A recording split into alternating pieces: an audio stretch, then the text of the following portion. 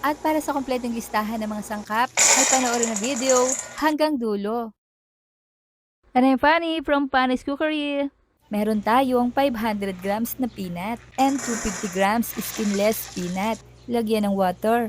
Rinse lang natin ito ng once para matanggal yung mga starch na nasa labas nito.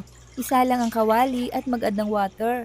Once boiling, drop the peanut then stir lightly to cook evenly. At i-blanch natin for about 1 minute only. Then remove natin from water. Dito ay gagamit ako ng 2½ head of garlic. Add natin ang cooking oil dito sa pinainit na pan.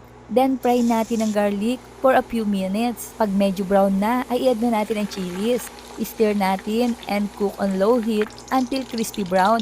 I-drop natin ang blanched peanut and stir fry for about 20 minutes. Alalay na apoy at halo. At i-remove natin ito from oil. Pagkatapos ay palamigin natin habang pinatutulo ang excess oil. Ilagay sa bowl dahil dito natin ito hahaluin. And the fried garlic and chili. Season natin with salt and sugar to balance the taste. Haluin natin and toss to combined and well blended.